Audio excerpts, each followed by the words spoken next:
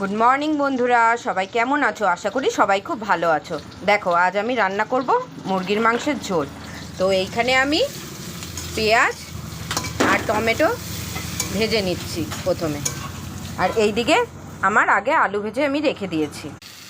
এবার আমি এর মধ্যে দিয়ে দিচ্ছি ধুয়ে রাখা মুরগির মাংসগুলো।